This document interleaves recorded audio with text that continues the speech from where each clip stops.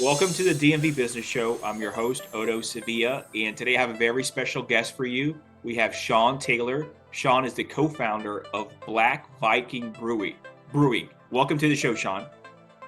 Otto, thank you so much for having me, man. It's a pleasure. Of course, the pleasure's all mine. Thank you. Really appreciate it. Before we go into your personal story and journey, Shaun, if you could just give the audience just an overview, if they haven't heard of Black Viking Brewing, who are you guys? Absolutely. So Black Viking Brewing was established in 2020 by myself and my co-founder, Jamil Raouf, who I actually used to coach in basketball at Wooten High School a long, long time ago, longer than I care to admit. But yes, we established Black Viking Brewing in late 2020 during the pandemic. We launched our first beer, our flagship beer, which is called Zinga Beer. It's a beer brewed with ginger and wildflower honey. 5.5% ABV, super drinkable, super flavorful. I like to call it the world's most drinkable beer. And yeah, so we are based out of Montgomery County, Maryland. I'm a Montgomery County product. Went to McGruder, played basketball there. Went on to play basketball collegiately at Belmont Abbey College, right outside of Charlotte, North Carolina. And Jamil's also a Montgomery County product. Like I said, he graduated from Wooten. And yeah, we're the Montgomery County's first and only Black-owned beer brand, and hopefully not the last. I love that. And I can't wait to get into how this whole business came about a couple of years ago. But before that, you mentioned you and your co-founder are from Montgomery County. So you personally, Shaun, where in Montgomery County did you grow up? So again, I went to McGruder High School, and before Silver that, Spring? so Durwood Okay. area. So went to Mill Creek Town Elementary School, Redland Middle School, and then McGruder High School. So yeah, right off of Shady Grove Road, if your listeners are familiar with that area, not too far from Shady Grove Metro Station. So like literally 5 minutes from there. And it's like me and like six other guys grew up together. We're still friends to this day after like literally 30 years. Just a great area. I'm married now, have three kids, a very diverse area. So, great schools, and we love it out here. I love it. How was it growing up in Moco? What were you into? What'd you like? Yeah, it was great. I love Montgomery County. And I live now like 10, 15 minutes from where I grew up. And what's funny is my youngest son actually has soccer practice. He plays travel soccer, and he practices 3 times a week at Redland Middle School. So I'm like, the nostalgia is crazy. But there's just so much to do out here in Montgomery County. Like I said, the diversity, not just as far as ethnicities, but just like socioeconomic, of cultures, of thoughts, is really a huge benefit. In my opinion, my children are triracial. I'm African American. My wife is Hispanic American, and Hispanic American and white. So yeah, my kids benefit from that diversity. They have friends from all different backgrounds, from all over the world. And then I also mentioned I played basketball. Played in I-270 leagues growing up, and was a pretty good player in my day. Was all county for the Gazette, which no longer exists. But yeah, we won the county championship in Magruder, and I graduated in '99, and then earned a full scholarship to play at Belmont Abbey, and we had some pretty good teams there as well. What position you play? So I played point guard and shooting guard. Okay. So I'm only 5'10", but I like to shoot as well. And so we had some good guards at Magruder when I was there. That's kind of what Magruder is known for. And so I played a little bit of point, but if we needed some more scoring, then I move off the ball and play shooting guard. College was the same thing. I played point guard my first 2 years. Midway through my junior year, my coach decided we needed a little more scoring, so he moved me over to the two guard. So I finished up my junior season and my senior season playing the two guard. In college, what division was that? So that was Division two, Okay. and yeah, it was cool because I had never heard of Belmont Abbey before. Small college run by Benedictine monks, Oh, and interesting. right, yeah, right outside of Charlotte, and literally like right near where Steph Curry grew up. And so what's crazy about that is like, so every year they would have the state AAU tournament at Belmont Abbey College, right? And so one year, me and a bunch of my teammates are in there just watching the games, and we're watching like the 13 or the 12 and under teams play, and we see this little light skinned kid just bombing threes. We're like, and this, at that time, this was 20 years ago, people didn't bomb threes like that. It was more so feed the post, try to hit the big guy. shoot some threes, but not like it is nowadays, right? Sure. And this kid is just raining threes, a little skinny kid, right? And so we're just like, who is this kid? A couple minutes later, we see Del Curry walk in and Sonia Curry walk in. We're like, oh, that must be his son. And then come to find out, yeah, he lives in that area, and that was in fact Steph Curry. Wow. Yeah, Such a man. young age, just bombing them. Yeah. Well, I mean, it's to be able to see that greatness then, and to Yeah. see that talent then, and to know that he's been doing this for a really long time.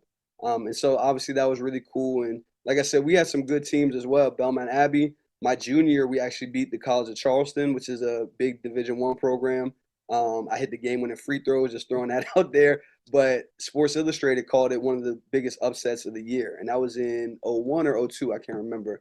But we were nationally ranked my final 2 years, and it was just a good program overall. Did you get recruited, Sean, to go play college ball? Yeah, and so I skipped kindergarten. So I started at kindergarten, and after 6 weeks, they were like, I guess he counts too well. He like doesn't eat Play-Doh, so like we're gonna skip him up to first grade, right? And so, which was cool at the time, I guess. But then I ended up being really young as a senior. So as a senior, I was 16. Oh, wow. I didn't turn 17 until a month or so before I graduated from high school.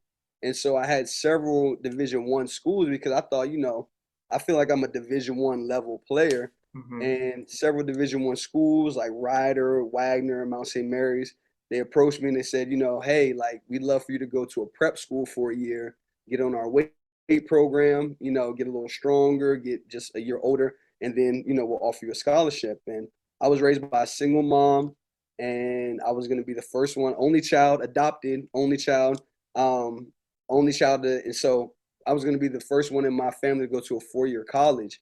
And my mom was like, wait, so Belmont Abbey's offering a full scholarship. And these other schools are like, well, we'll see. So Hmm. she's like, well, what if he breaks his leg?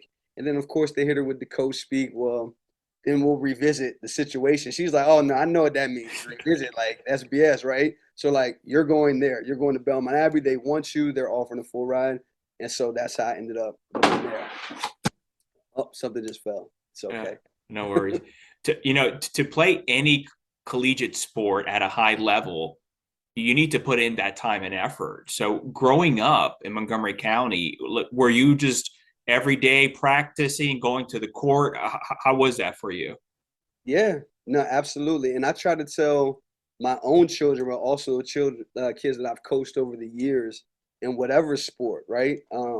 That, like you said, you have to be very, very talented. You have to be dedicated. You have to be lucky and blessed and all of those things to play college sports at any level. So that's Division I, two, or three. It really doesn't matter. And so, yeah, I started off playing baseball and football first, and then probably about second, third grade, then I started playing basketball, and I just fell in love with it. And I think part of it was, I started watching Magic Johnson. Then I started seeing Michael Jordan, and I'm just, excuse me, that was kind of like the golden era, so to speak. But then also, like I said, I was the only child, and my mom, she actually had a really got into a really bad car accident when I was like 3 or 4, so she was handicapped. So she couldn't really go out with me, right, and throw the baseball, toss the football, any of that. But basketball, I could go out on my own. And so Hmm. my mom, she would drive me to the courts, and she would just sit in the car and kind of coach me from the car, right? And so I was always at Redland Park or Olney Manor, any number of courts throughout Montgomery County and DC, sometimes Prince George's County as well, but just practicing because I loved it so much. And so she would always tell me like, hold your follow through when you shoot, hold your follow through. And you see, I even have that tattoo right here where it says "Reach for the Sky." Because unfortunately, in 2000, my freshman year, my mom passed away from a massive heart attack, and so this was just a reminder to tell myself, reach for the sky, hold that follow through, Sean, and you got to finish this. Like I thought about not going back to Belmont Abbey, after my mom's funeral and stuff. Montgomery College really wanted me to come back. They're like, look, you could take that year, that prep year they were talking about. You could take a year here. We'll, get you stronger, et cetera, et cetera. And then we guarantee you'll go to a Division I, right? And it was just like, nope. I set out to do something. I like my teammates. I had a great support system here. They were like, you have to go back. Like it's cool to not cool, but we understand you're like a little depressed right now and like things aren't great. You just buried your mom, but like this is what she wanted. And so 3 years later, I was able to finish my degree on time and do that for my mom. That's great. What did you end up majoring in there? So I majored in business management with a focus in marketing, and I have like that was the wrong major. I should not have done that at all, right?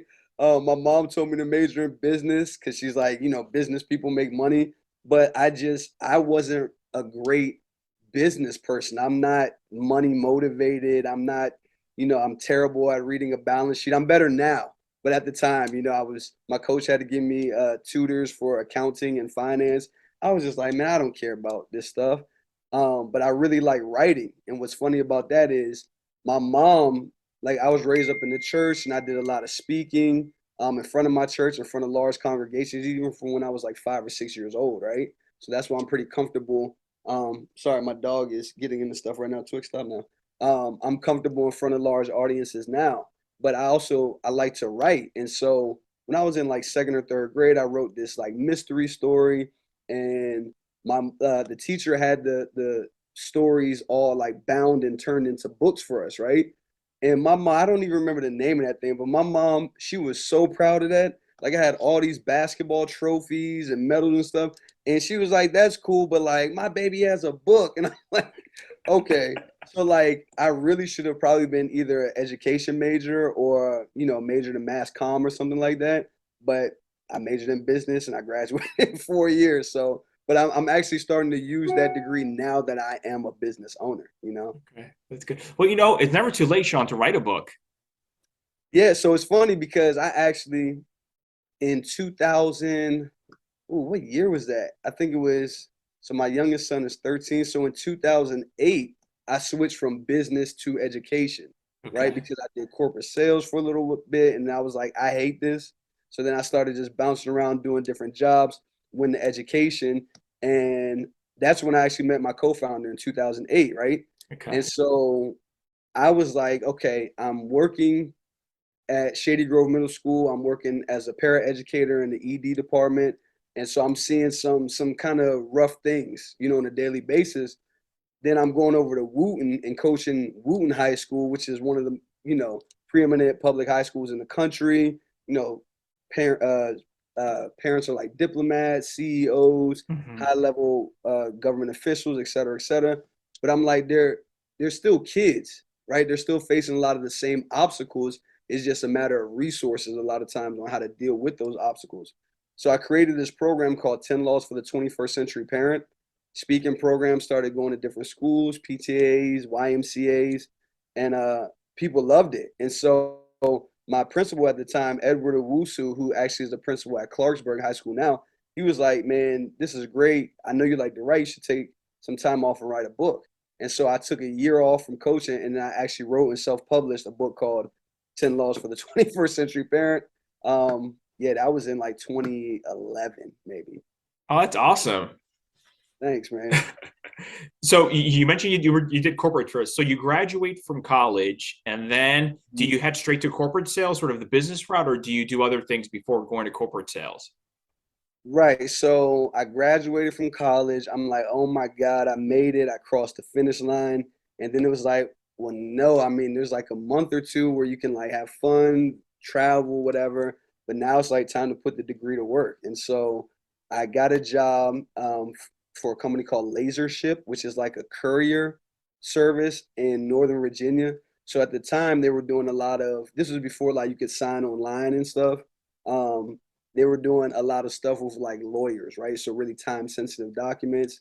And so I needed to sell this courier service to different businesses and different law firms, right? And I was terrible. I was terrible at it, right? I didn't care about the product. I didn't, the product was good, but I didn't care about it. I was too young. I had literally just turned 21.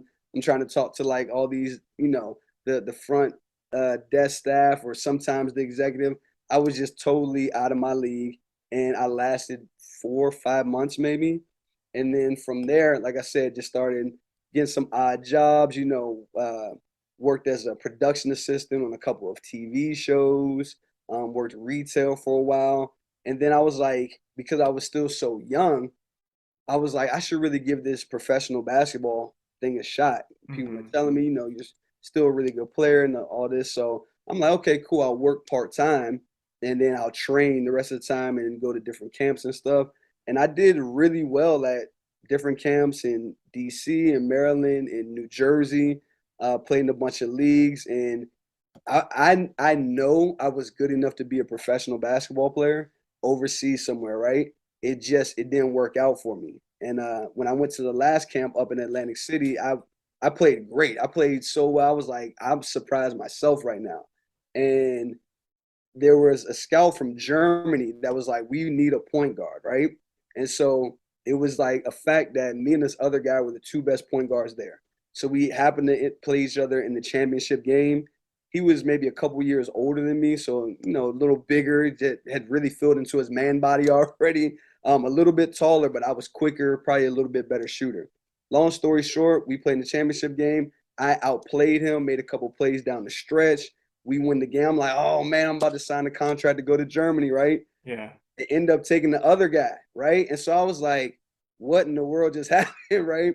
I'm talking to the organizer of the camp, and he's like, well, they wanted someone with experience. And so I was like, well, how am I supposed to get experience if no one's going to give me a shot? And in this camp, I probably averaged like 25 points, like 7 to 7. Like I played really well. And so from there, I was like, kind of just like, all right, never mind. Started focusing more on like working, making money. Then I got married, had a kid, and the basketball dream kind of died out. But one of my close friends I was telling you about that we grew up together, Sebastian Erminier, was a very good player from Montgomery County. He was playing pro ball in Paris at this time. And he would come home during the summers and we would train together and stuff. I was kind of like a sparring partner. And I think the second year he was there, he pulled me to the side. He was like, hey, man, you're definitely better than our starting point guard right now. You sure you don't want to give this a shot? And to be honest, Odo, I had never been out the country before. And I was like, I'm nervous. Like I have a wife and a kid. Like I don't like, nah, I'm good. I kind of settled. And sometimes I'm like, maybe I should have gone for it, but I didn't. And it is what it is. I have no regrets. I was going to ask you, do you ever think about it? I mean, like, I should have just tried Europe a little harder to just see where that would have taken me. Yeah, I used to when I was younger, but Okay. now that I'm 40 and my knees don't work the same, it's just Yeah, not like, at 40, but right. Well, yeah. So like, because you got to think, even 4 years out of college, I was only 25, and I Mhm. was still in really, really good shape at that time because I was working out a lot and I was 25, right? So I thought about it then, but I'm just like, again, being 40, and not so much that my knees don't work like they did when they were 25, but you just with age you get wisdom, hopefully, and it's just like you can't skip any steps, and you can't change anything. Mhm. So it worked out the way it was supposed to work out. I have a great life now. So it's just like, okay. And now my youngest son, well, my oldest son and I have a basketball podcast together that he really loves the broadcasting side. And then my youngest son that I was telling you plays travel soccer, he also was getting into basketball a lot now too. He's a really good athlete. And so now I'm starting to train him. Like, it's good. Like, I'm blessed, man. I have nothing to complain about. That's great. How old is your oldest? So my oldest will be 16 next week. Okay. And then my youngest son is 13 and my daughter is 7. Okay. And you started the podcast with the oldest one, you said, right? Yes, and this was 3 or 4 years ago. Wow. So So he yeah, was he was what, 13, 12 years old? I think he was 12 when we started. So it's funny to see like now he has bass in his voice. He has a mustache. He's like a half an inch shorter than me.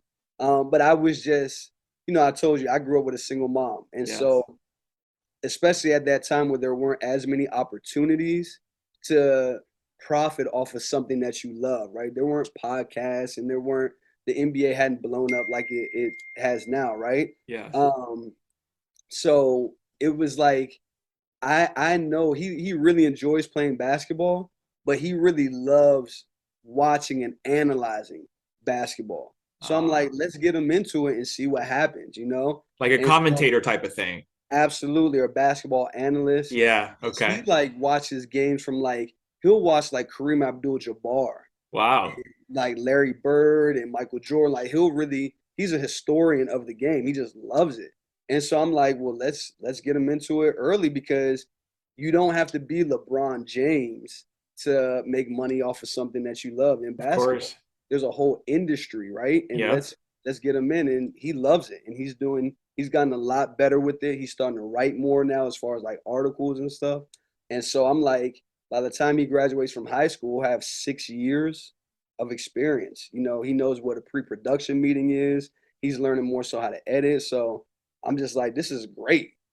This is fantastic for him, Shaun. I mean, I applaud you. Congrats, man, because like you said, there's a whole business here besides forget being a player. I mean, just behind the scenes, just to run things, whether you're managing, agent, broadcasting, inside organizations, analyzing, drafting, whatever, back office operations, you name it. Exactly. I couldn't agree more. There's a whole, like when I used to teach, I would always say to students, there's a whole industry. Anything that you see on TV, there is an entire industry that what you're seeing is just the front facing portion of it, right? But everyone in that industry, except for the unpaid interns, everyone else is getting paid. And Yeah. the interns are getting paid in experience, right? And being able to make connections so they can leverage that and go to a different level. And I never thought like that when I was that age, and no one really, pulled me to the side to say that. So because it is so hard to be a professional athlete, right? Like I would have students say to me, Mr. Taylor, why didn't you go pro? And I'm like, because there's someone that can do everything I do, but he's 4 inches taller, right? Like just genetically, and there are guys who are in the NBA that are 5'10". I get it, Chris Paul. That's the exception, Yeah. right? To be a professional athlete, you typically have to be the best athlete and then add all the skills and the professionalism, dedication, all of those things to it. So it's like if you didn't get blessed with a 40-inch vertical, it may not happen for you. You know Yeah. what I mean? Yeah. But good for him, Shaun, because I mean, this just builds off of his resume for one day. I mean, showing this initiative such an early age it's a game changer. It's going to set him apart. I appreciate that for sure. Yeah, that's good. Congrats. Thank you. So you were saying you were coaching basketball, high school basketball. You were also teaching, and then what happened after that? So then we had our two boys, and like I said, my mom passed away in 2000. Then I still had my grandparents here, some friends and stuff, but not a lot of family. And we were like, childcare alone is just killing us, and like the pace of the DMV can be overwhelming, right? Especially with young children. So my wife is from Central Illinois. Her whole family lives in the same town, small town called Chillicothe, which is right outside of Peoria, Illinois, about 2.5 hours south of Chicago. So we decided to make a move out there just for like a change of pace, right? And Mm-hmm. more help with the kids. And it was different. It was vastly different because, like I always say, my eyes were really open when I went to college because the DMV is so diverse and Yes. it's so fast and there's so many opportunities. Being in Belmont, North Carolina, which is like 20 minutes outside of Charlotte in the late 90s, early 2000s, is nothing like how it is now. So there was like nothing to do out there. It wasn't Slow very pace. diverse. Yeah, everything was just a lot slower, right? And I'm thankful for that time, but it was just different. Chillicothe was the same thing. It was like, oh my goodness, like it is slow out here. And it is very, unfortunately, very segregated, right? Oh, Like, okay. yeah, certain people are on this side, certain people on this side. Socioeconomically, there's not a lot of commingling either. And so we moved out there, and I worked for an education nonprofit that was tied to Bradley University out there, and then I worked for Illinois Central College as a college advisor for a few years. But during that time is when I really found my love for craft beer because there wasn't anything to do. Like I would play basketball a couple of nights a week, and then that was pretty much it. And so, like I told you, I like to write as well. Mm-hmm. And you've got, like, I don't know if it's popular media or what, you get this vision of like, writers that have like their whiskey here or like their cigarette or something like that. And I don't smoke and I'm not really a whiskey drinker. So like even though I tried it, but I'm like, I don't like liquor. So one of my other buddies who was like really getting into craft beer at the time, he was like, ST, you don't have anything to do down there. Like start getting like doing more research on craft beer. And I started like pulling stuff up online and like going into some of the stores. And at first, some of the guys there were kind of like, because I'd be the only black guy in the craft beer store in that section. And they were kind of looking at me and, they're like, how do you know about such and such? And I'm like, well, there's this thing called the internet, just kind of joking with them, right? Yeah, And yeah. eventually, like, we became fast friends, and I would come in there, give me a bottle of this, and be like, why don't you try this? We got this from California or North Dakota or whatever. And I just fell in love with it. I fell in love with the camaraderie of it. I fell in love with the creativity, the range of different beers, even like the can art and like the labels and stuff, learning the stories behind it. And I was like, this is great. So I started doing more research, and I'm like, there's like no black people in craft beer, right? There's like actually it's like no black, brown women, like as far as the ownership standpoint, Hmm. right? So the industry is dominated by white men. So I'm like, maybe there's a lane here for me, right? And so I just, I didn't really think about doing too much with it. I just knew eventually I wanted to do something with it. So fast forward to 2016, and my grandmother got really, really sick. And one of my other buddies, who, again, there's like a theme here, it's like a brotherhood here, right? He calls me, he's like, hey, ST, like, I just went to visit your grandmother. The doctor said she's only got like 4 to 6 months to live, right? And I was raised by my mom and my grandparents, right? So talked to my wife, and I quit my job like a few days later and moved out here. By And yourself. Family stayed back in Illinois. absolutely. So one of my buddies, my buddy who got me into craft beer, he was like, you can come stay with us, rent free, whatever. And I was just like, because I'm not gonna have that all on my grandfather, and Hmm. like I need to be there with my grandmother. My wife, God bless her, she was very understanding during this time. My kids as well, and unfortunately, a few months later, she did end up passing, and so then I went back to Illinois to be with my family, and it's so crazy. Like a few days after I moved back to Illinois, we got a letter from the KKK, right? And so my wife was like, "Oh my gosh, she's freaking out, right? Oh my goodness, we should have just moved to Maryland. Like you shouldn't have come back here. This is not a good place anymore, right?" And she's like, I'm like, "Sweetie, it's gonna be fine, right?" And she's like, "What are you talking about? Like, why are you not freaking out, right?" And I was like, "I'm a black man. Like this, like unfortunately, this is not my first rodeo, right?" So I'm like, we'll make sure that we're properly prepared. But like, there were some cowards. They placed something in the mailbox when we weren't home. Whatever. We'll keep our eyes open, right? And so, yeah. Then she was just like, "Nope, we can't stay here." So then we ended up picking up and moving back to Maryland in like the summer of 2017. Okay. And I'm sure once you moved back, you were happy to be back home. Oh, so happy. So happy.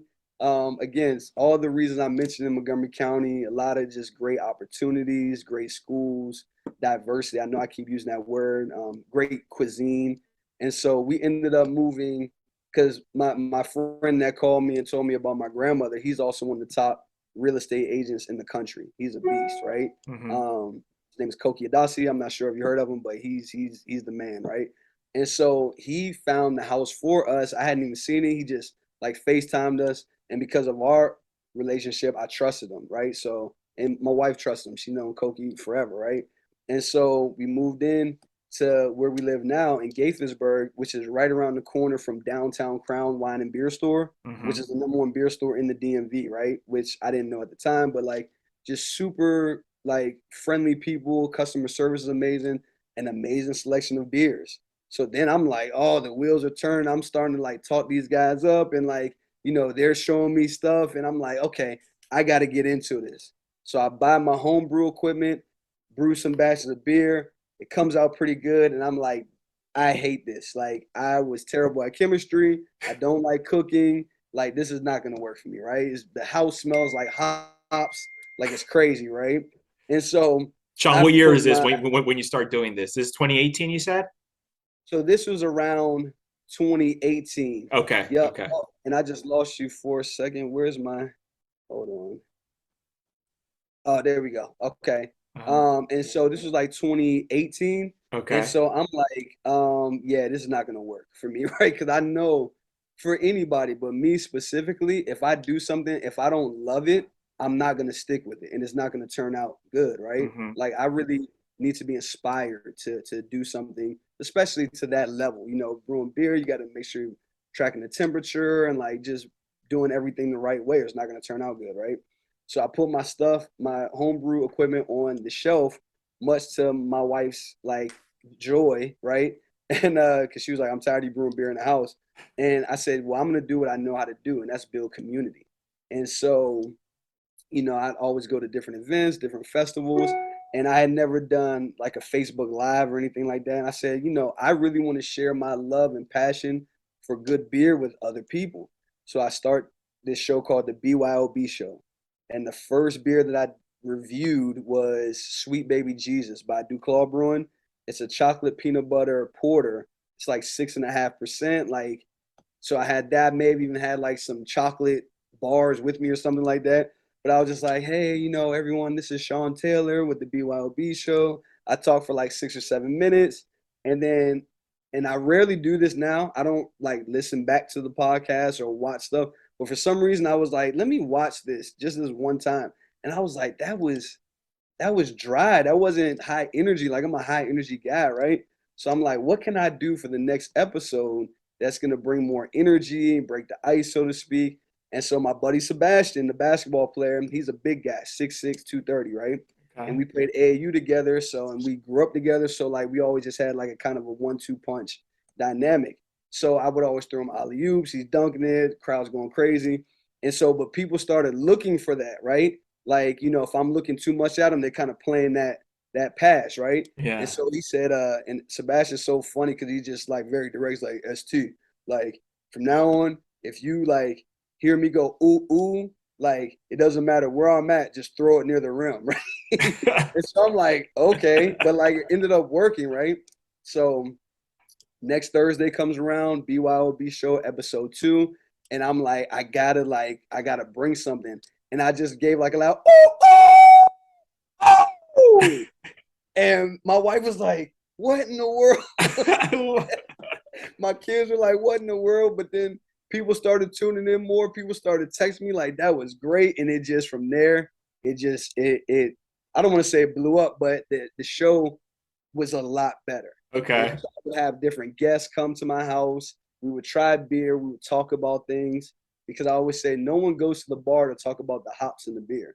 You go to the bar to talk about you just bought a new house. Your Yeah. kid just got, you know, honor roll. You got married. You got divorced. Like what? Like you go to talk about your life. And Sure. so I would bring on my friends who I know some interesting people, and we would just talk about life and the beer, of course, facilitate the conversations. And that's how the BYOB show was born. And the show started also in 2018? I think it was like 2018. Yeah, Okay. yeah, like late 2018. So was this, I'm curious, was this like live? Were you like Facebook Live? Were you just recording and then posting it on YouTube? Or how was it? Yeah, so it was just straight Facebook Live. Okay. And Okay. so I would just put my phone on the tripod and then just go. I'm like, I get to talk to people and drink beer. Like, you can't make this up. This is amazing, right? Uh-huh. And we went from, I would get like 200 views sometimes, all the way up to 1,500 views. Wow. And And this is so all I was live. like, all live, just Okay. like, but again, it goes into when I was young, you know, I like to talk a lot. My mom and grandmother were like, oh, you're going to talk for God. So that's when they would put me up in front of the church. I'd have to give the welcome address. I have to memorize the welcome address. So I was very comfortable. Like at that time, our congregation was probably 500 to 1,000 people. So Okay. I'm 5, 6 years old doing this. So I'm very comfortable just, you know, speaking to large groups. And with this, it's like, you're just really talking to the phone, you Yeah. know? Of course, you want to engage with people like who put comments up and stuff. And I was able to do that. But it's like, there's nothing to be nervous about. We're just having a conversation. Yeah. And it was all about stuff you liked, the beer, because you said mostly the conversation was once you started bringing people in was personal, but always talking about the beer as well, what you're drinking, right? Absolutely. Absolutely. So it flowed very naturally. And I did that for probably until the like when the pandemic hit in 2020. So like a year and a half. And Okay. then obviously I couldn't bring people into the house anymore. Sure. And so that's when and if I can go back for a second too, my college, Belmont Abbey College, like I told you, is run by Benedictine monks. Hmm. That was my first exposure to people brewing beer. because the monks brewed beer. They have a Really? brewery, right? They have a brewery on campus, and because I would like they would smell like malt and barley and stuff, and I'd be like, "What is that smell?" Right? And some of my friends were like, "You know, the monks brew beer." I was like, "What? What do you mean the monks brew? They can't brew beer. Like they can't drink beer. Like you That's can't what be I'm thinking too. right. Like you can't be a drunk monk. Like what's going on out here?" And they were like, "Shaun, you don't know your history. Like what?" I'm like, I gotta see this. So then, like, they gave me a tour. I was like, they really are brewing beer, and these are monks like with the robes and all that, right? Uh-huh. So come to find out, that's a part of that tradition. Like a lot of monks over in Europe brew beer, and they, Wow. especially if they're fasting or something, because beer is really like fermented oatmeal, right? Like Uh-huh. it's hops and barley and wheat and water and stuff straight from the ground, and you put it with like boiling hot water and all. Anyways, it has a lot of nutrients, right? Beer is sometimes in the ancient days even called a superfood because there's a lot of nutrients in those grains, right? And so the monks sometimes when they were fasting, they would drink beer, but they wouldn't eat, right? So that was just like a very eye-opening thing to me to even know, because if you have like a big box brand like Corona, Heineken, whatever, you're never seeing them brew the beer. They just have these huge production facilities. They press a button and then the beer is bottled and whatever, right? So that was my first real introduction to the beer brewing process. Fast forward, you go to I'm sorry, COVID hits, and I'm like, oh well, I can't do that anymore, right? So I'm still posting pictures on Instagram and stuff. Or maybe I was still on Facebook. I'm not even sure if I was really on. I think I had just gotten onto Instagram, right? Okay. And so, because there's more like a community with the hashtags and all of that. And my former player, Jamil, hits me up and he's like, hey, coach, I brew beer. And I was like, coach, man, that was a long time ago. You got to be like 30 now. Like, how am I still coach? He was like, no, you're forever coach, man. Like, I brew beer. And so I'm giving him a hard time. Like, you don't really brew beer. You can't. What do you mean you brew beer? Like, black guys don't brew beer. And he's like, no, I brew beer. Like, I'll bring some to your house tomorrow. I'm like, oh, okay, maybe he does brew beer because he's pretty confident. Shaun, And and then, he reaches out to you because he sees you at beat with your own show that you do, right? right. And then, Okay. like I said, I had been on Instagram for maybe a couple months because someone Okay. said to me, there's more of you can find more community on Instagram because of the hashtag features. And at the time, I don't think Facebook was doing hashtags yet. Mm-hmm. Even if they were, like, it's not the same dynamic if you know the platforms, right? Yes. And so that's why I jumped on the Instagram, and that's where he contacted me. I saw you on the BYOB show. I've seen you out at different events, or like people posting you at different events. Like, I want to bring you some beer. And so the next day, he brought me a bunch of bottles of beer, probably like 15, 20 bottles of beer. And Wow. so come to find out, because I hadn't seen him since he was in high school, 2008, 2009, right? After high school, he graduated, goes to college, graduates from college, and then went over to Europe where he was like playing some semi-pro basketball but teaching at the same time. And that's where he fell in love with beer and like learned from like a lady in Spain how to brew beer, right? And so I'm like, okay, well, leave these with me. Let me check them out or whatever. I'll take them to some folks that I know as well. And then let's talk, soon. So he brewed some damn good beer. And so he had like a black IPA that he brewed. He had a nice stout that he brewed. He had a nice like amber ale, I think, that he brewed. But then he had this one beer that was brewed with ginger and honey. And I was like, what? Like, that's so obvious. That's so obvious. Like, I love ginger and honey.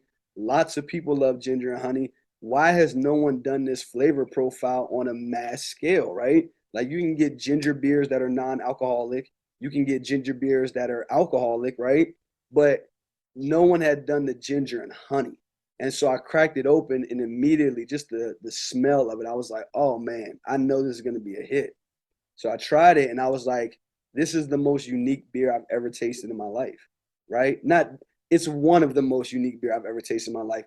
And it's damn good. And it's light and flavorful at the same time.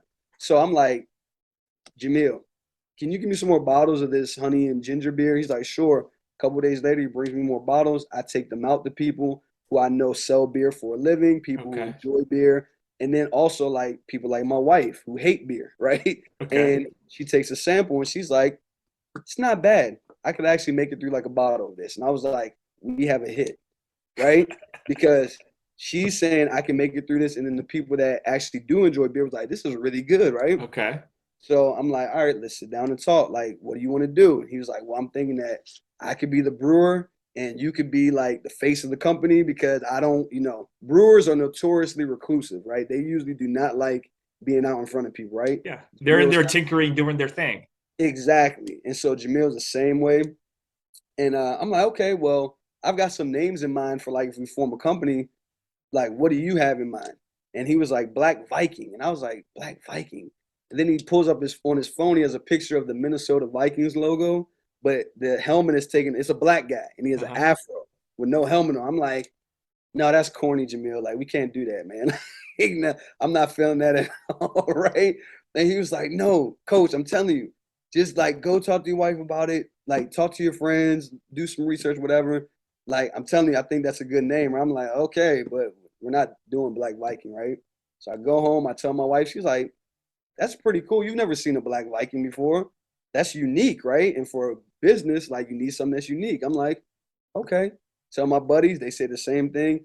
I start Googling stuff, and the only Black Viking that comes up is Idris Elba's character from Thor, right? Heimdall. So I'm like, dang, he might be right.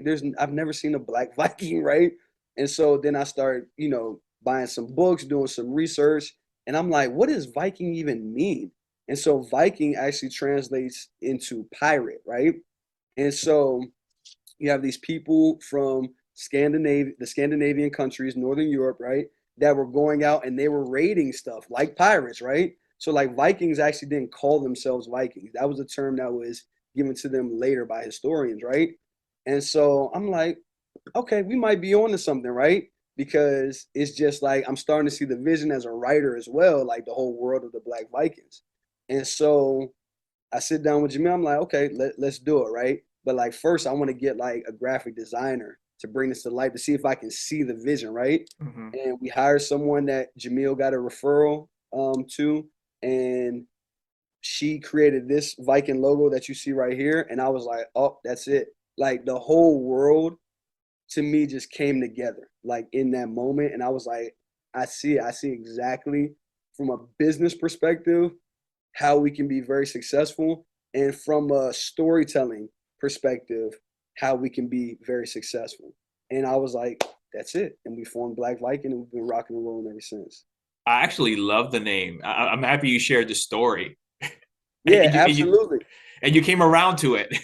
Yeah, because it's his. He deserves the credit for that, Yeah, right? I'm yeah, always gonna be honest, especially when it comes to people deserving credit, and that was definitely his name. yeah. So now starting the company, it's sort of the hard part. I mean, the good thing is it looks like you have the connections and the relationship with people in the beer industry that sell it, distribute it, and all. So from then on, you form Black Viking, and now we need to get them in people's hands to start drinking it, right? Absolutely. And so you hit it right on the head, Otto. Like, because I had built so many relationships in the industry, it was like once people saw that I was serious and I have a good reputation, right? People know I'm an honest guy. I think I'm a pretty fun guy, right? Like, and I'm not gonna BS anyone, right? When people saw that I was serious, to their credit, they supported and they said, yes, we will give you shelf space. The folks at Downtown Crown have been very instrumental in our success because they say, yes, we'll let you launch your beer here. And they don't typically do that. But they knew that I was very driven and very passionate about the product, and the product is good, right? And so, they also offered a lot of advice. And yeah, it was kind of like there's a book called Dig Your Well Before You're Thirsty. And so it's like I had been unknowingly just digging my well. And then when I got thirsty, it's like people had a lot of water or a lot of Mm-hmm. beer in this case, right? And so that's why I'm always like the beer business, like any business, is relationship based, right? And so I'm always preaching to my own children, especially, just like always be a good person. Like always walk with their head up, smile, say hello to people, good morning, hold the door, like get to know people on a very genuine level, right? Not just surface or because you might want something from them later, but get to know them human to human, because that's really how you're gonna ultimately be successful. And more importantly, that's how you're going to have a rich life. You know, even if I never started Black Viking, I would still enjoy going to downtown Crown or going to these beer festivals and drinking beer and hanging out with really good people. It is so true, Shaun. It is all about the relationship and just getting to know the other person. Absolutely. I couldn't agree with that more. And with that, you're able to now land, I guess, in shelves. Now you get your space then because of that, right? Absolutely. So we launched at Downtown Crown on Saturday, October 23rd. And so I was fortunate to go on Fox 5, Good Day DC, the day before. And what's Mhm. crazy about that is, although we didn't even have our labels yet. So I'm on Fox 5. You go back and look at the clip right now, the cans that are on Fox 5 are silver. So I'm just sweating like internally, like we need to, I haven't gotten the text yet that we've got the labels in, right? Literally right after I get done with the segment at like 10 a.m., I get a text from, because we brew with Oliver Brewing Company. They're our contract brewer. I get a text from their ops manager. The labels just came in. We're labeling your beer right now, right? So Okay. I'm like, oh my goodness. So these are the, some of the stories that entrepreneurs, when they say like being an entrepreneur is tough, like it's because of stuff like that, right? Yeah. So we launched the beer. We sell 43 cases of beer in one night, which like if we would have sold 10 cases, it would have been a good night. So to sell 43 is like, and the turnout was amazing. It was amazing, probably 200 people that showed up. Wow. And you got to think, this is still in COVID, but people are starting to go out a little bit. You know what I Okay. mean? And so the bartenders to me at the end of the night were coming up to me and hugging me, like, thank you, because we haven't seen a turnout like this since pre-COVID. And like the energy was great. And just, I mean, we had people come down from Delaware, Philadelphia, Northeast DC, just to show support, right? And it was just a beautiful thing. And so I knew that we had something beforehand, but when we launched and we sold that amount of beer, and the response to the beer was, I've never had a beer like this, right? Like this beer is amazing. I was like, oh yeah, it's on. And so like that was Saturday. By Monday morning, my phone was just ringing crazy. The DMs on our Instagram page were just going crazy, and we haven't slowed down since then. Man, I'm happy to hear that. Shaun, Yeah. do you think that turnout was due to all those years you building that community, or was it because you were on the TV earlier that morning, or a combination? Or what are your thoughts there? I think it was a combination. I think it was a combination of things. Obviously, having that earned media spot on Fox 5 is huge, right? But I had been building a lot of community, and I played a lot of basketball growing up, and just like I said, I'm a very social person by nature. And when you treat people right, when people believe in you as just a human being, like this is a good person, other people want to support that. And I'm not trying to like brag or anything, but like I do feel like, so when you talk about having capital, right? Everyone always thinks about financial capital, but there is such a thing as relationship capital, Yeah. right? And so relationship capital, especially when you don't have financial capital, that is your most important asset, right? That in time, of course. But yeah, so I think it was a combination of those things. And again, we had to come with a good product. If we came with a bad product or a subpar product, then I don't think the energy would not have been what it was. It was kind of like, oh my God, actually is really, really good. And to be frank, a lot of the people, like we had the crowd was very diverse, but you had a lot of black people come out that don't typically drink beer, Hmm. right? But they were coming out. There's a black guy that owns a beer. I got to see what that's about, right? And so we were bringing them into the fold, right? And they're saying, oh, they're okay. It's not just about Heineken or Corona or Modelo, which are fine beers, right? I don't judge anyone's beer, but it's like, oh, here's something different. Here's a light beer with a familiar flavor profile that tastes really, really good. Like, so yeah, I think it was a combination of all those things. I love it too how you're bringing a different demographic, Shaun, into the beer. Like you mentioned, now you're pulling other people who may not have been drinking this beer, or their preference was something else. I don't know, you know? Yeah, absolutely. And that's very intentional, right? Because like I said, the industry is dominated by white men, right? Hmm. That's what it is.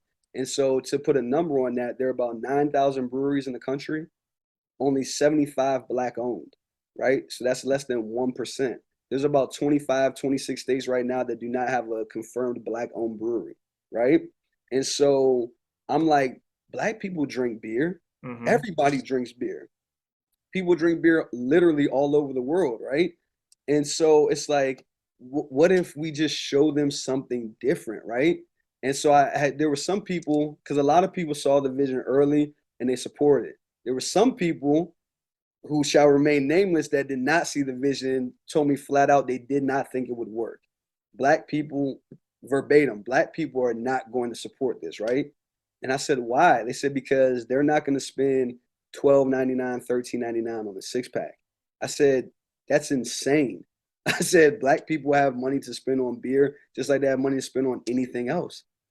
The Black people I know, we own homes, we own businesses, we like, so I that comment is offensive, but it's also just ignorant. It shows that you don't know the same Black people that I know, Hmm. right?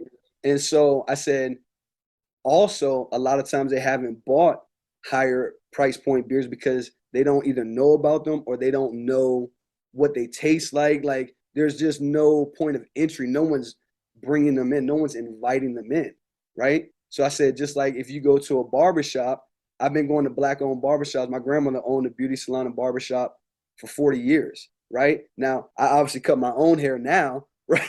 But it's like my kid, I still take my kids, right? But I'm like, if you go to a Black-owned barbershop, you're not going to see any, like, you'll see a handful of maybe white people in there, right?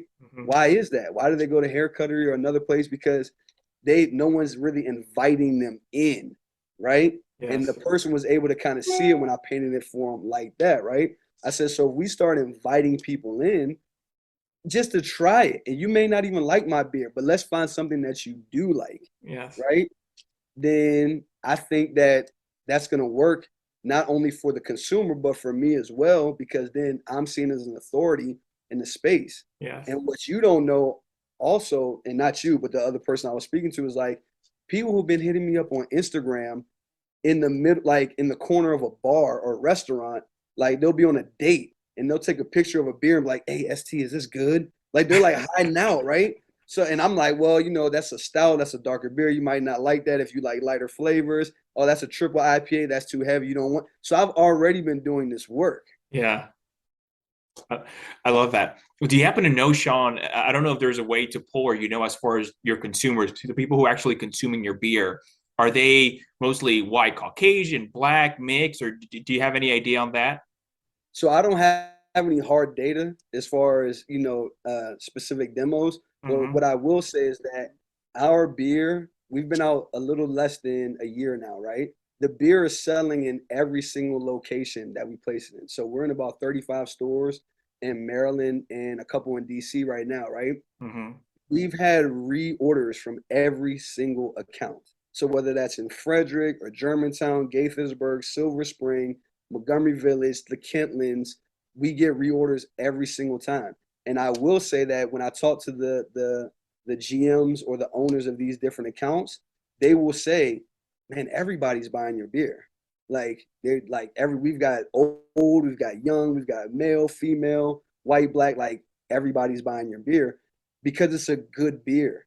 Like it's just, and that's why I was saying before about the other gentleman I spoke to. It's like people like good beer. Yeah. At a craft beer at $12.99 or $13.99, that's a good price point, and it's in very unique packaging with the black and gold. That's rare that you see a black and gold can, right? Yeah, that definitely So, stands out. so it stands out exactly, and I'm like, Black Viking. To Jamil's point, you've never heard of a Black Viking, Yeah. and Yeah. so people are interested, and when they try it and it's good, they buy it again. Shaun, what would you say drives and motivates you? Oh, that's a great question. And I'm used to being an interviewer, so forgive me for the hesitation. There's a few things. There's the idea of like living my purpose, like my God-given purpose. I'm a man of faith, so I was raised up in the church, like I said, by my mom, my grandparents. So there's the idea of living my God-given purpose. I heard once a quote that one of my coaches gave me: "Talent is God's gift to you. What you do with that talent is your gift back to Him." And so, I really believe in that. And also just like, I don't know if it's because I was adopted, a single child, like, I don't know. I just genuinely love people. I do. And I believe in like the goodness of people. not in like a naive type of way, but like I do believe that like for all the cynical stuff that you may see on the news or online and stuff, there's so many stories of people just being really decent human beings. And so that to me was the biggest draw for beer because beer is a communal drink, right? Like most people don't just drink the whole six pack by themselves. They typically share it, right? And no judgment if you drink the whole six pack by yourself. I'm just saying, right? Because I've done that a couple of times.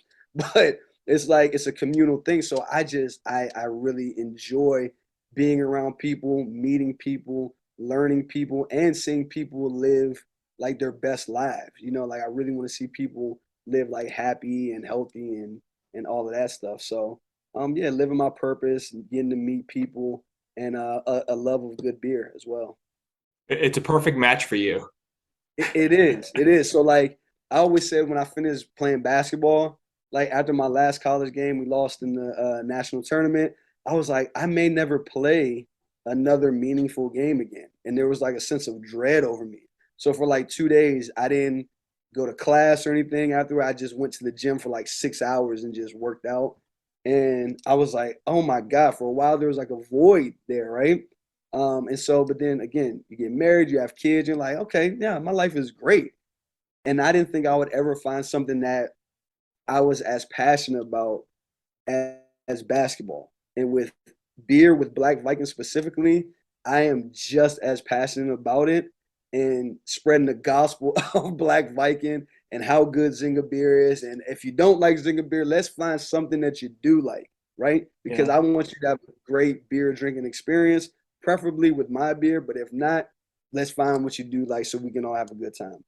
I love that. Now, 2 years into it, what advice would you give someone if someone came to you, Shaun, anybody, whether they're selling a product like a beer or a service, and they said, Shaun, I want to open my own business. Now you're 2 years into it. What suggestions, what would you tell them are some important things to consider? The main thing would be don't do it unless you feel like you have to, because it's a grueling journey. And the only way that you're going to be able to persevere is if you feel so strong, so passionate, so strongly convicted that I have to do this. I'm uniquely qualified to do this. Then you should absolutely do it because I always say like this journey has been hard, but it's been so worth it. It's been so gratifying, right? So if you're doing it just for the money, right? Or if you're doing it for fame or anything else other than the fact that you just feel like you have to do it, like you feel that burning desire to do it, then I would say seriously reconsider, right? Because it's just that like there's so many people see me on Black Viking TV every Thursday, or I've been had the opportunity to be on Fox 5 a couple times, Channel 4, 7, WTOP, like a bunch of different publications. And I'm like, that's less than 1% of the things that I do on a daily basis. That's the more glamorous side, so to speak, like Black Viking TV on Thursdays when I'm sitting down having a beer. I'm like, that's one of the first times I'm actually sitting down and quote unquote relaxing. But that's still work to a certain extent because I have to book the guests. I have to make sure I come up with an intro, come up with questions, as you know, right? Mhm. So that would be my first thing. Don't do it unless you feel just very, very strongly that, you know, you have that burning desire that I have to do this. And if you do feel that, go for it with everything, right? And then the second thing that I would suggest specifically for the beer space is figure out what you want to accomplish, right? What you want to accomplish and what story you want to tell. Because the beer space is very crowded. And things nowadays in general are crowded because consumers have access to so many different things, right? Mhm. Whether it's beer or lawnmowers or light bulbs or whatever, right?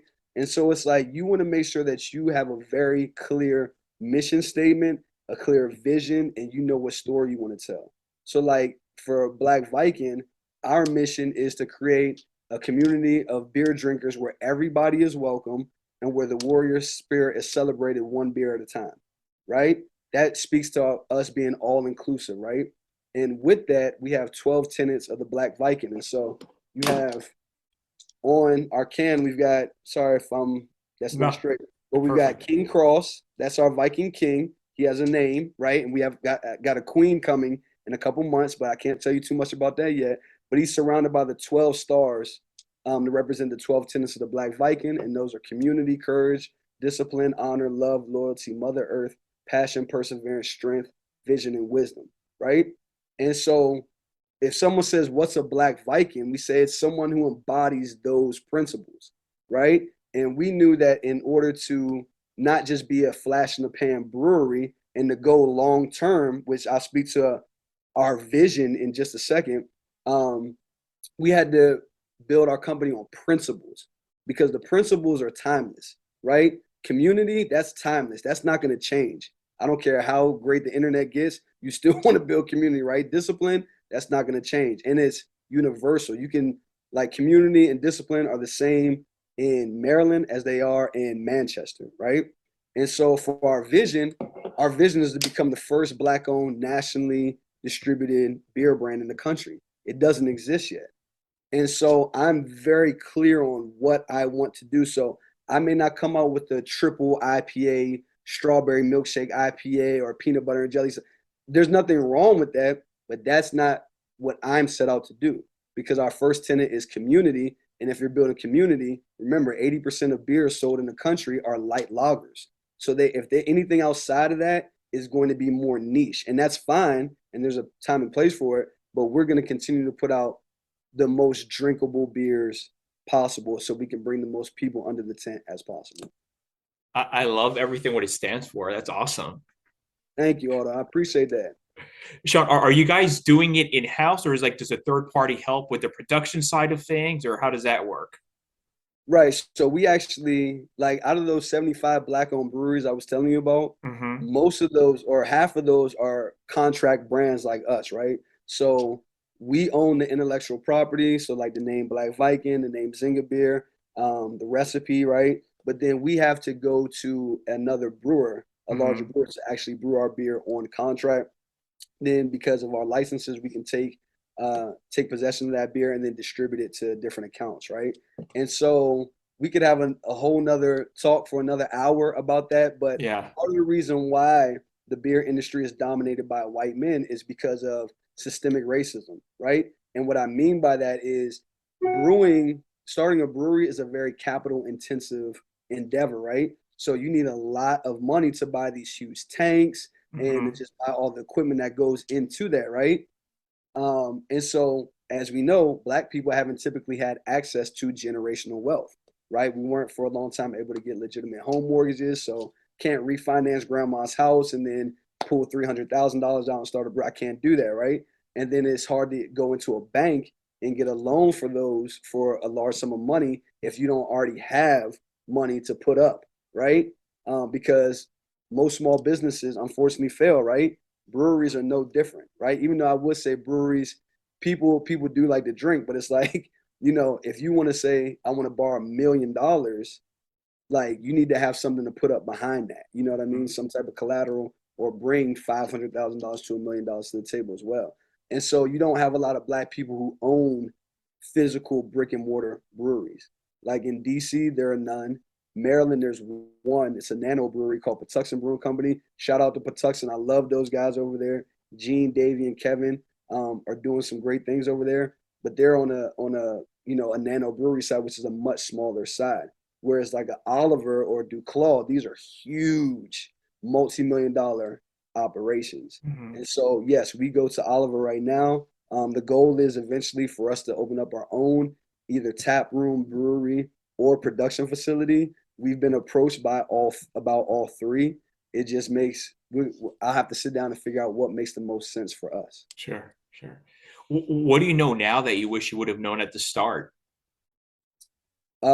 Distribution is very difficult. Distribution is very difficult, and so in Maryland, it's a self-distribution state, whereas Virginia, it's a franchise state. So like in Maryland, I can take the beer from Oliver, then I Mm-hmm. can just go drive it to accounts, right? In Virginia, you can't do that. You have to have a distributor that takes that beer and then takes it on your behalf, basically, right?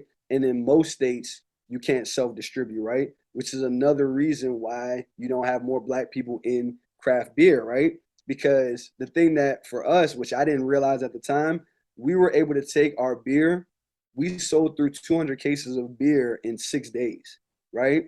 Because we sold a bunch that night, and then we had people calling us, and we were just driving them out, dropping them off. Boom. So now we've proven that there's a demand there, especially when we were able to sell through more beer subsequently, right? If you're not in a self-distribution state, how do you do that? How do you prove your concept, right? It's almost impossible. So what people will do is they will have like events. Maybe they'll partner with a restaurant, or they'll do something like, maybe off to the side at their house or whatever. And they can, we release this limited edition beer. We sell 10 cases or something like that. But it's like you're not really making a lot of money, and you can't really take those numbers to a distributor, right? To say, oh, we've got this great proof of concept. It's like, you're still kind of playing on the margins, right? On the fringes, I'm sorry. But we have been able to prove our concept. So now distributors are calling us. So that's kind of the next step because once we can sign with a distributor, that taps into a totally different network, right? They already have the trucks, they have the cold stores, they have the account executives or the sales reps in place, right? They have route optimization technology, right? They have all those things. Like driving those first, 200 cases around when we were all hyped when we just released was cool, right? Yeah. After that, it wasn't cool anymore. I was like, there's no way you can do this, especially moving kegs. Like moving kegs is a pain. So yeah, distribution is very difficult. And for anyone looking to get into the beer space, just get ready to put a lot of miles on your car. So that's the next step, I guess, finding someone who could distribute nationally at one point. Right. Or even someone that can just distribute in Maryland, because Okay. I am not a beer distributor, right? I'm a Mhm. marketer, I'm a, creative exec, I'm a storyteller, any of those things, right? I Once we are able to connect with a distributor, they take over the logistics of that. Now, the worry or the concern that some people have is that, oh, well, my brand will get buried and lost in this portfolio of brands that they have, right?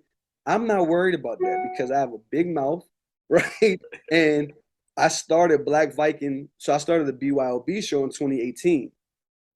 That I shut down the BYOB show and rebranded as Black Viking TV 4 months before we even launched the beer. So that was another thing. When we launched the beer in October, there was already a buzz there because I had been doing these interviews weekly, right? And Uh, connecting with people, right? and it was So called Black Viking TV, right? Black Viking TV, and that's every Thursday at 7 on Instagram, right? So we've got people that are requesting our beer in California, in London, in Australia, because the power of the internet, right?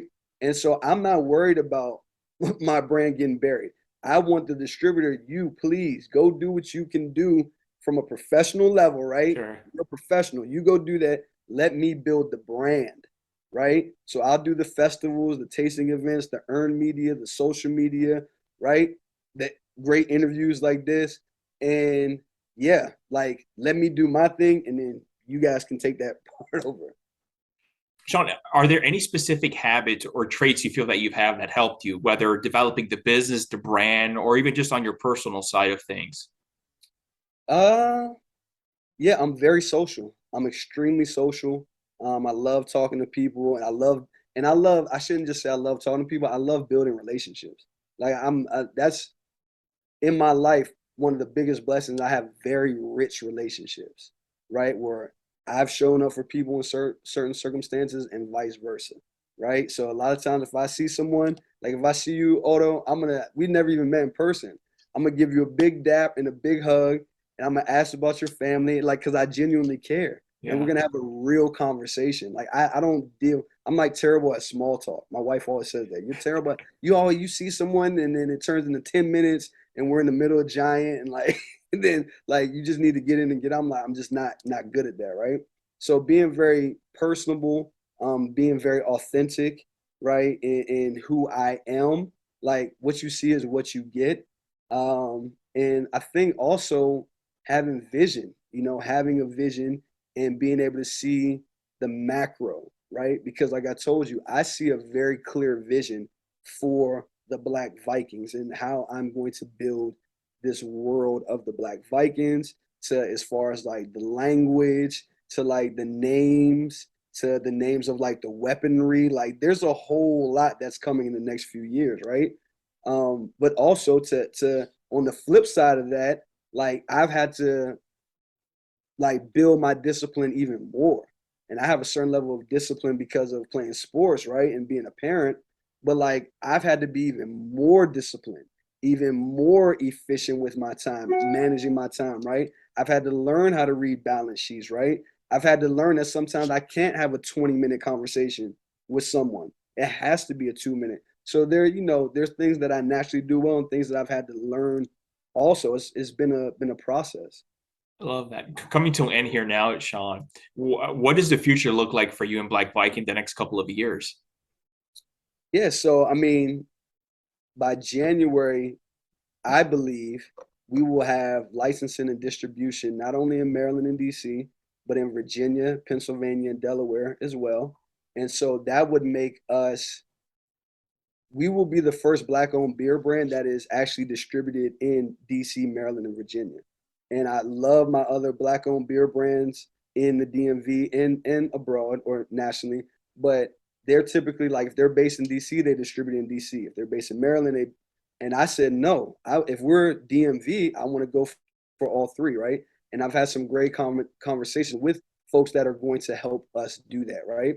Um, that will also, to put it in context, that will make us just by the volume and the demand from the distributors alone, that will make us the largest Black-owned beer brand in the country within the next 4 to 6 months.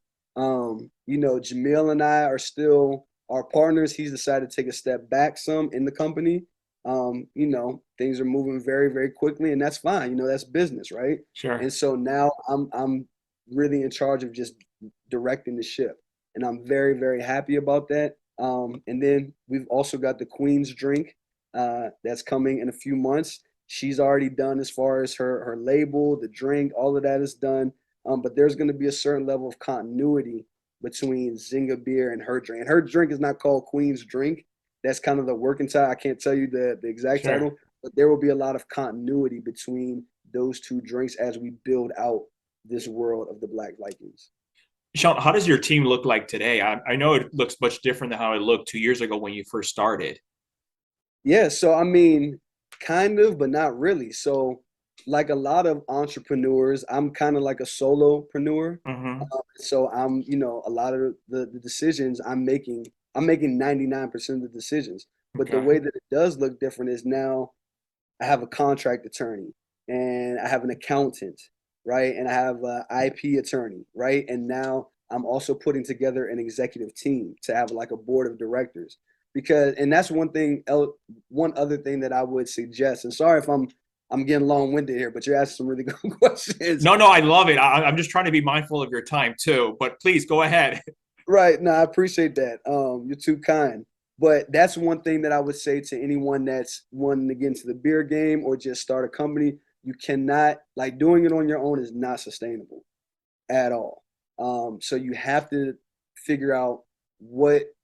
I had a conversation with a guy named Chris Van Orden. He works for like this small business development council. He used to work for it's a big brewery out Port City in Virginia. And he said to me last week during our meeting, he said, figure out what you do the worst and delegate that the fastest. And I was like, that is great advice because there's a lot of things I'm not good at. And so I've taken that advice and really accelerated that to say, okay, well, I'm going to hire a social media manager here soon because I'm like, I can't respond to DMs. I'm starting to get angry DMs now from people like, you didn't respond to me. I'm like, well, now I have like 500 DMs when a year ago I had like 20. So yeah, just building the team out. And by the end of the year, we will have a full executive team in place, a social media manager. And like I said, we have an accountant, we have a couple of attorneys. So yeah, that's where we are. That's awesome. That's awesome. When you're not busy, obviously building the business and the team, what do you like to do for fun in your free time? That's a great question. I don't really watch TV. I do watch documentaries, which my wife hates. She's like, that's so boring and old, right? But I love a good documentary. I love watching basketball, and I love watching professional basketball because those guys are just so talented. and ladies, so NBA and WNBA. Love watching basketball, especially with my oldest son because he has a talent for breaking the game down to like the most like the minutia, the details. So watching NBA basketball, and it gives us content for the podcast because we made a conscious choice that we would not cover college basketball because the players don't get paid. And even though you have the NIL deals now, it's still like they're still not really getting paid. They're getting endorsements, but the college is not paying them, right? And they generate so much money. I have a lot of thoughts about that. But watching pro basketball, going to church, spending time with my wife, going out to eat. I have a love of sushi and Italian food and all types of food here available in Montgomery County. And yeah, drinking beer and being around good people, man. Shaun, you're busy, man. I mean, you have the business, which is a whole thing to itself. Plus, you have Black Viking podcast. Yeah. Now, and also your podcast with your son with basketball. And I know how all this takes up time. Yes. Yeah. No, it takes a lot of time, but like I said, Otto, it's worth it, man. Like what you're doing right now, like the energy that you're putting out is great. So I could tell that you really enjoy this. And so that's why you're going to continue to be successful and be even more successful than you could have even imagined. Because when you put enough time into something and you enjoy doing it and you're good at it, it's like, yeah, the success, the financial success, that's like guaranteed that it's going to come. Whether it's next week or next year or 10 years, it's going to come. And so for me, I told you earlier, anything that I do, I'm inspired to do it. So if I'm inspired to do it, then I'm going to do it with all my effort and I'm going to be fully focused. And it just happens to be that I do quite a few things. But like I said, I don't really watch TV. I don't scroll social media. I don't engage in like a lot of like escapism or anything. I'm like fully present Yeah. in the moment, like a lot. So that can come off as maybe intense. Is the word. And so, God bless my wife because she's very laid back. So we balance each other out very well. And after 17 years, I think she knows how to deal with me pretty well. Shaun, thank you so much for the kind words and for being on the show and taking the time out to join us here today. But if people want to find out more about you, Black Viking, and just go buy it, where can they go to? Where can they find out more info, please? Absolutely. And thank you, Otto, so much. Thank you for doing this. Like I said, I'm usually the interviewer, so it's nice for it to be flipped. And there have been a couple of times I've been on other shows or podcasts, and you could tell people were just kind of going through the motions, but you like really came prepared and like you got a great voice and a great look. Like you're gonna do some big things with this show, man. So I really appreciate it. You can check us out at www.blackvikingbrewing.com, on Instagram at Black Viking Brewing. We don't have a Facebook page or a Twitter. I'm like, that's just too much to manage right now. We'll probably get to that at some point, but that's the two best ways. Online, www.blackvikingbrewing.com, and on Instagram at Black Viking Brewing. Thursdays at 7, Black Viking TV. It used to be every Thursday, but now that I work crazy, it's like most Thursdays. So if you tune in on Thursday and you don't see it, like see me on, please don't be mad. Just look at like an older episode or something. But yeah, man, this has been a blast. Thank you so much. I'm very grateful that you had me on today, Otto. Of course, the pleasure's all mine. Thank you. Really, thank you for coming on. Absolutely. Have a great rest of your day, man. And You best too. of luck. Take care, Shaun. Let me know, man. Of course. All right, Thanks. bye.